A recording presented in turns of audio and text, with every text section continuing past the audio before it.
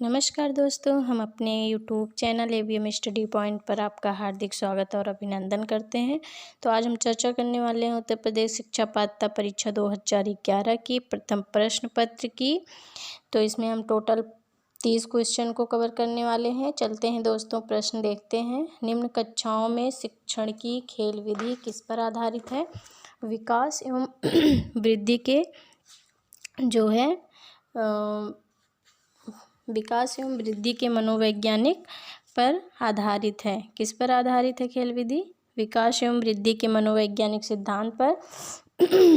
प्रसिद्ध शिक्षा शास्त्री ड्यूक्स ने लिखा है कि हमारे राष्ट्र की उन्नति का प्रमुख कारण हमारी शारीरिक एवं मानसिक शक्ति है, जिसे हमने बाल अवस्था में खेलों द्वारा प्राप्त किया है। सिलर एवं स्पेंसर ने के अनुसार खेल कूद का उद्देश्य बालक का शारीरिक, मानसिक और नैतिक विकास करना है।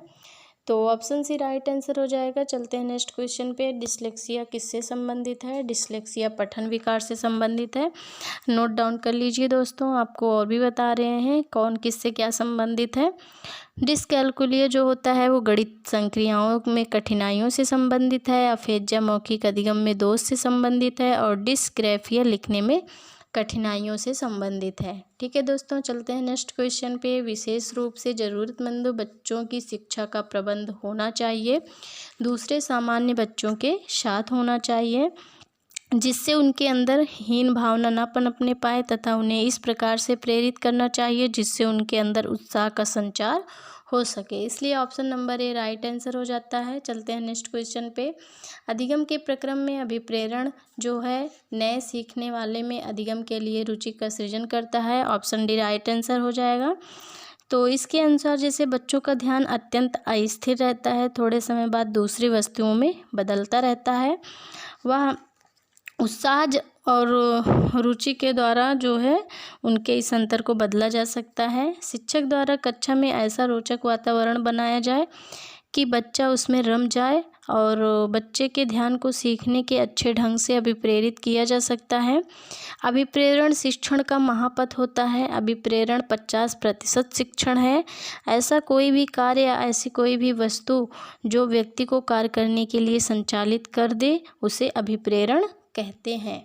तो चलते हैं नेक्स्ट क्वेश्चन पे। कक्षा 5 के न्यून दृष्टि वाले बच्चे को कक्षा में सामान्य रूप से बर्ताव करना चाहिए, ऑडियो सीडियो के जरिए सहायता प्रदान करनी चाहिए। ऑप्शन सी राइट आंसर हो जाएगा। इसके अनुसार जो बालक पूरी तरह से अंधे या काफ़ी अधिक अंधे नहीं होते हैं, बल्कि जिनकी दृष्टि कमज़ोर होती है और दृष्टि एकाग्रता संबंधी दोषों से युक्त होती है, उनकी शिक्षा प्रायः सामान्य विद्यालयों में सामान्य बालकों के साथ ही संपन्न होती है। उनके लिए सामान्य बालकों का पाठ्यक्रम होता है और उनको वैसे ही अधिगम देने का प्रयत्न किया जाता है। चलते हैं नेक्स्ट क्वेश्चन पे। श्यामपट्ट को शिक्षण सामग्री के किस समूह के अंतर्गत रखा जाता है? तो ऑप्शन बी राइट आंसर हो जाएगा। दृश्य साधन के अंतर्गत। अध्यापक के दौरान शिक्षक पाठ्य सामग्री को समझाते समय जिन सहायक सामग्रियों का प्रयोग करता है वह सहायक सामग्री कहलाती है।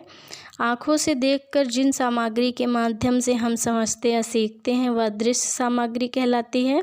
दृश्य सामग्री के कुछ उदाहरण हैं जैसे श्यामपट्ट, मानचित्र, ग्राफ इत्यादि। ठीक है, चलते हैं नेक्स्ट क्वेश्चन पे। निम्न में से कौन शिक्षण कुशलता से संबंधित है? तो शिक्षण कुशलता से कौन संबंधित है? श्यामपट्ट पर लिखना, प्रश्नों को हल करना, प्रश्न पूछना इत्यादि, ये सब शिक्षण कुशलता से संबंधित है। ठीक है, प्रमुख शिक्षण कौशल ये है कि श्यामपट्ट कौशल, प्रश्न कौशल, स्पष्टीकरण कौशल, प्रतिपुष्टि कौशल, ये क्या है? प्रमुख शिक्षण कौशल है। नोट डाउन कर लीजिएगा दोस्तों। चलते हैं नेक्स्ट क्वेश्चन पे। कक्षा में जो विद्यार्थी प्रश्न पूछते हैं उन्हें लगातार प्रश्न पूछने के लिए प्रोत्साहित करना चाहिए। ऑप्शन सी राइट आंसर हो जाएगा। चलते हैं नेक्स्ट क्वेश्चन पे।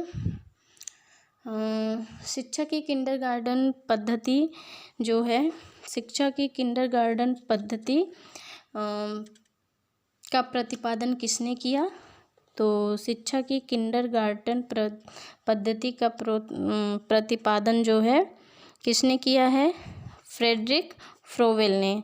ठीक है, किंडरगार्टन जो है छोटे बच्चों के लिए शिक्षा का एक रूप है जो घरेलू शिक्षा से बदलकर अधिक औपचारिक शिक्षा में संक्रमित हो गया है। ठीक है, चलते हैं नेक्स्ट क्वेश्चन पे। एक अभिभावक आपसे विद्यालय में मिलने के लिए कभी नहीं आता है तो आप क्या करेंगे? बच्चे की उपेक्षा करेंगे, अभिभावक को लिखेंगे, आप स्वयं उनसे मिलने जाएंगे। ये राइट आंसर हो जाएगा, आप स्वयं उनसे मिलने जाएंगे और उसे अपने बच्चे की शिक्षा, शैक्षिक कार्यों आदि का ज्ञान अभिभावक को कराएंगे। चलते हैं नेक्स्ट क्वेश्चन पे। बचपन का सांप्रतिक दृष्टिकोण की मान्यता क्या है? बचपन वृद्धि एवं परिवर्तन का एक अनूठी प्रविधि है। ऑप्शन डी राइट आंसर हो जाएगा। चलते हैं नेक्स्ट क्वेश्चन पे। एक प्रमाणीकृत पठन परीक्षण लेने के लिए 5वीं कक्षा को प्रस्तुत करने में शिक्षक को अधिकाधिक परामर्श दिया जाता है कि परीक्षण में आने वाले समान प्रकार के प्रश्नों के उत्तर देने के लिए छात्रों को अभ्यास कराना। ऑप्शन डी राइट आंसर हो जाएगा। चलते हैं नेक्स्ट क्वेश्चन पे। असंगठित घर से आने वाला बच्चा सबसे अधिक कठिनाई का अनुभव करेगा, क्योंकि इसलिए करेगा जिससे उनमें अनुशासन एवं आत्मनिर्भर जैसे गुणों का अभाव पाया जाता है। ठीक है, उसके परिवार का जो है बहुत वो होता है, वो स्वतंत्र अध्ययन में रहता है। आने वाले बच्चा सबसे अधिक कठिनाई का अनुभव करेगा किसमें? स्वतंत्र अध्ययन में, जिससे उनमें अनुशासन एवं आत्मनिर्भर जैसे गुणों का अभाव पाया जाता है। चलते हैं नेक्स्ट क्वेश्चन पे। आप देखते हैं कि एक छात्र बुद्धिमान है तो आप क्या करेंगे? तो आप वह जैसे अधिक प्रगति कर सके उस तरह से उसे अनुप्रेरित करेंगे। इस तरह के छात्र के लिए विशेष प्रकार की शिक्षा देने का पूरा प्रयत्न किया जाना चाहिए। पाठ्यक्रम में कुछ ऐसी बातों का समावेश करना चाहिए जिनके द्वारा प्रतिभाशाली बच्चों को कुछ नवीनता का आभास हो और उसे अपनी प्रतिभा को प्रदर्शित करने के उचित अवसर प्राप्त हो सके। ठीक है, चलते हैं नेक्स्ट क्वेश्चन पे। Question number 15। यदि कुछ विद्यार्थी कक्षा में अध्ययन की चित्तवृत्ति में नहीं है तो आप क्या करेंगे? कमेंट बॉक्स में इसका उत्तर आप भी दीजिए। उन्हें उनकी रुचि अथवा आप अपने विषय के अनुसार रुचिपूर्ण चीज़ें बताएंगे। तो ऑप्शन डी राइट आंसर हो जाएगा। ठीक है, यदि कुछ विद्यार्थी कक्षा में अध्ययन की चित्तवृत्ति में नहीं है तो आप जो है ऑप्शन डी उन्हें उनकी रुचि अथवा आप अपने विषय के अनुसार रुचिपूर्ण चीज़ें बताएंगे ताकि उन विद्यार्थियों का ध्यान आकर्षित करने की विधियों से परिचित हो और ठीक ताकि उनकी रुचि अध्ययन के प्रति उत्पन्न हो सके। चलते हैं नेक्स्ट क्वेश्चन पे। वह स्तर जिसमें बच्चा किसी वस्तु एवं घटना के बारे में तार्किक रूप से सोचना शुरू करता है उसे क्या कहते हैं? तो उसे मूर्त संक्रियात्मक अवस्था कहते हैं। ऑप्शन जो है डी राइट आंसर हो जाएगा, मूर्त संक्रियात्मक अवस्था। मूर्त संक्रियात्मक अवस्था 7 से 11 वर्ष तक होती है। इसमें जो है 7 से 11 वर्ष की आयु के बच्चे जो है मूर्त या तार्किक रूप से चिंतन प्रारंभ कर देते हैं, जबकि 11 से 15 वर्ष की आयु के बच्चे जो है अमूर्त या तार्किक चिंतन अमूर्त तार्किक चिंतन करना प्रारंभ कर देते हैं। चलते हैं नेक्स्ट क्वेश्चन पे। बच्चों के बौद्धिक विकास के 4 सुस्पष्ट स्तरों को पहचाना गया था किसके द्वारा? जीन पियाजे के द्वारा। तो पियाजे ने 4 बौद्धिक स्तर दिए थे: संवेदी पेशी अवस्था, पूर्व संक्रियात्मक अवस्था, पूर्व संक्रियात्मक अवस्था, मूर्त संक्रियात्मक अवस्था और औपचारिक संक्रिया की अवस्था। किसने दिया था? पियाजे ने दिया था। संवेदी पेशी अवस्था या 0 से 2 वर्ष यानी कि जन्म से लेकर 2 वर्ष इसकी अवधि होती है। इसके अंतर्गत जो है छूना, पैर मारना, ये सब क्रियाएं आती हैं। ठीक है, इंद्रियों के माध्यम से कोई क्रिया करना। पूर्व संक्रियात्मक अवस्था, इसको 2 भागों में बांटा गया है, 2 से 4 वर्ष इसको प्राक प्रत्यात्मक कहते हैं और 4 से 7 वर्ष इसको जो है अंतर्दर्शी अवधि कहते हैं। ठीक है, चलते हैं मूर्त संक्रियात्मक अवस्था की बात करते हैं। तो ये 7 से 11 वर्ष इसकी इसकी अवधि होती है। इसमें जो है बच्चों के विचारों में संक्रियात्मक क्षमता आ जाती है और अंतर्दर्शी तर्क शक्ति की जगह तार्किकता आ जाती है। चलते हैं, बात करते हैं औपचारिक संक्रियात्मक अवस्था की। यह जो है 11 या 12 वर्ष से प्रारंभ होती है। इस अवस्था में बालक का चिंतन अधिक अमूर्त, लचीला और तार्किक हो जाता है। तो इस प्रकार हुआ मेरा जीन पियाजे द्वारा दिया गया 4 बौद्धिक विकास के स्तर, उसके बारे में मैंने डिटेल से समझाया। तो अब कमेंट बॉक्स में कमेंट करके बताइएगा कि जीन पियाजे कहाँ के निवासी थे और जीन पियाजे ने और किसके प्रतिपादक हैं। चलते हैं नेक्स्ट क्वेश्चन पे। अल्पवयस्क बच्चों के अधिगम में अभिभावकों की भूमिका क्या होनी चाहिए? अभिभावकों की भूमिका होनी चाहिए संवेदनशील।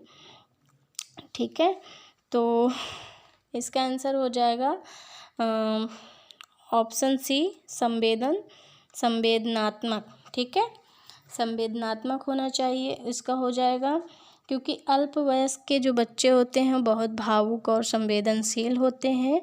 हमारे द्वारा अनजाने में भी किया जाने वाला मामूली सा गलत व्यवहार उसके लिए घातक सिद्ध हो सकता है। अभिभावकों को अपनी इच्छाओं को उनके ऊपर नहीं थोपना चाहिए। व्यर्थ में हर समय उनकी आलोचना करते रहने से हम अल्पवयस्क बच्चों की सहानुभूति को खो बैठते हैं तथा वे हमें अपना शुभ चिंतक न समझकर अपने मार्ग में रोड़ा मानने लगते हैं। ठीक है, अल्पवयस्क बच्चों को आलोचकों की आवश्यकता नहीं है, बल्कि ऐसे आदर्श व्यक्तियों की आवश्यकता है जिनके व्यवहार का वे अनुकरण कर सके। ठीक है दोस्तों, चलते हैं नेक्स्ट क्वेश्चन पे। बच्चों के संज्ञानात्मक विकास को सबसे अच्छे तरीके से कहाँ परिभाषित किया जा सकता है? तो सबसे अच्छे तरीके से विद्यालय एवं कक्षा में परिभाषित किया जा सकता है।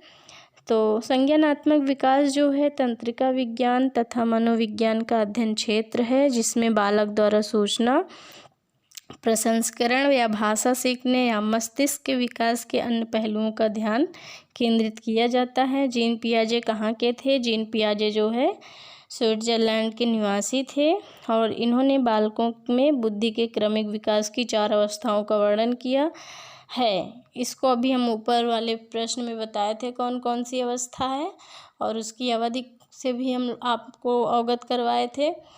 चलते हैं नेक्स्ट क्वेश्चन पे। डॉट को अभिप्रेरित शिक्षण के एक संकेत के रूप में विवेचित किया जाता है। विद्यार्थियों द्वारा प्रश्न पूछना। ठीक है, ऑप्शन सी राइट आंसर हो जाएगा। विद्यार्थियों द्वारा प्रश्न पूछना मतलब शिक्षण कार्य को प्रभावशाली बनाने के लिए शिक्षक और छात्र में समय समय पर वार्तालाप होना आवश्यक है।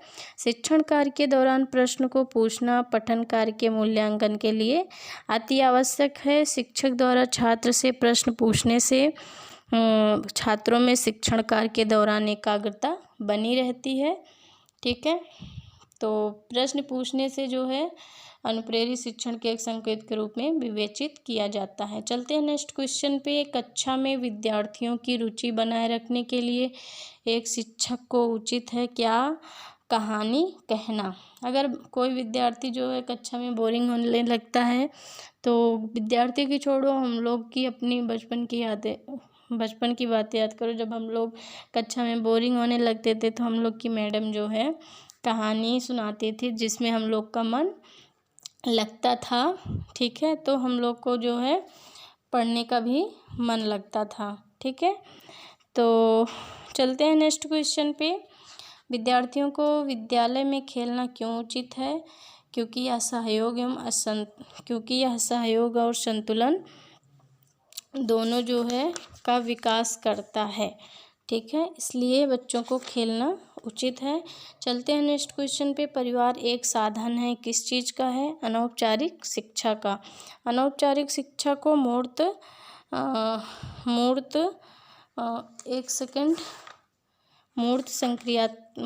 भी कहते हैं। ठीक है, अनौपचारिक शिक्षा मतलब ऐसी शिक्षा दो मूर्त मतलब छू के दी जा सकती है। ठीक है, जैसे बच्चे अपने माता पिता तथा परिवार के अन्य सदस्यों से सामाजिकता का प्रारंभिक पाठ पढ़ता है, जाने अनजाने में वह उसके व्यवहार का अनुकरण करता है और इस तरह अच्छे या बुरे सामाजिक गुणों और आदतों को ग्रहण करता है, जो उसके साथ कभी कभी जीवन प्रयत्न चलती रहती है। ठीक है दोस्तों, तो चलते हैं नेक्स्ट क्वेश्चन पे।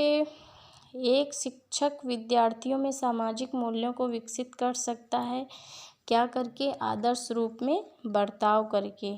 क्या करके? आदर्श रूप में बर्ताव करके। इसका मतलब कि जैसे शिक्षक स्वयं को आदर्श रूप में प्रस्तुत कर तथा महान व्यक्तियों के आदर्शात्मक व्यवहार एवं जीवन चरित्र का वर्णन कर विद्यार्थियों को आदर्श व्यवहार करने हेतु प्रेरित कर सकते हैं। चलते हैं नेक्स्ट क्वेश्चन पे। एक शिक्षक के लिए सबसे महत्वपूर्ण क्या है? एक शिक्षक के लिए सबसे महत्वपूर्ण है विद्यार्थियों की कठिनाइयों को दूर करना।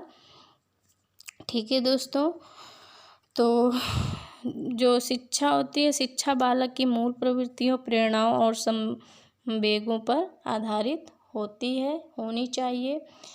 चलते हैं 26 क्वेश्चन पे। आप एक अति सक्रिय बालक को कैसे सही दिशा में लाएंगे? उसे श्यामपट्ट आदि साफ करने का काम देकर। ठीक है, ऑप्शन सी राइट आंसर हो जाएगा। उसे जो है कौन सा काम देकर? श्यामपट्ट को साफ करने का काम जब देंगे तो उसको सही दिशा में ला पाएंगे। एक अति सक्रिय बालक को सही दिशा देने के लिए बालक को सही निर्देशन की आवश्यकता होती है तथा ऐसे बालक जो कक्षा के कार्यों का नेतृत्व करने का कार्य प्रदान कर, जैसे कि उसे कक्षा का मॉनिटर बनाकर उसे व्यस्त रखा जा सकता है। चलते हैं नेक्स्ट क्वेश्चन पे। पृथक पृथक समजातीय समूहों के व्यक्तियों के प्रति बच्चों की अभिवृत्ति साधारणतया किस पे आधारित होती है? तो उनके अभिभावकों की चित्तवृत्तियों पर। ऑप्शन ए राइट आंसर हो जाएगा, उनके अभिभावकों की चित्तवृत्तियों पर। मतलब कि माता पिता के गुणों का सर्वाधिक प्रभाव पड़ता है बच्चों पर। ठीक है, क्योंकि अधिकांश समय वे उनके साथ ही गुजारते हैं, इसीलिए। चलते हैं नेक्स्ट क्वेश्चन पे। आपको अपनी कक्षा में 2 मंदबुद्धि बच्चों को बिठाने के लिए बोला गया है, तो आप क्या करेंगे? ऐसे विद्यार्थियों को सिखाने की तकनीक सिखाएंगे। मतलब क्योंकि मंदबुद्धि बालकों पर शिक्षकों को विशेष ध्यान देने की आवश्यकता होती है। मंदबुद्धि बच्चों में संवेगात्मक परिपक्वता आने में कठिनाई होती है। इन बच्चों में हीन भावना उत्पन्न हो जाती है और ये अधिकतर क्रियाओं में भाग नहीं ले पाते हैं। ठीक है, इनका पाठ्यक्रम भी विशेष प्रकार का होना चाहिए। चलते हैं नेक्स्ट क्वेश्चन पे। एक शिक्षक को साधन संपन्न होना चाहिए, इसका अर्थ है उनको अपने विद्यार्थियों की समस्याओं को हल करने का पर्याप्त ज्ञान होना चाहिए। Option number C right answer हो जाएगा। शिक्षक के शिक्षण की दुनिया में वही भूमिका है जो एक बांध या पुल बनाने वाले इंजीनियर की होती है। चलते हैं नेक्स्ट क्वेश्चन पे और लास्ट क्वेश्चन है।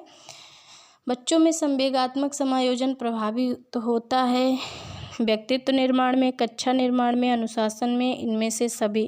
तो ऑप्शन डी राइट आंसर हो जाएगा, उपरोक्त सभी। संवेग जो होता है वो बालकों के व्यक्तित्व के विकास में महत्वपूर्ण भूमिका निभाते हैं।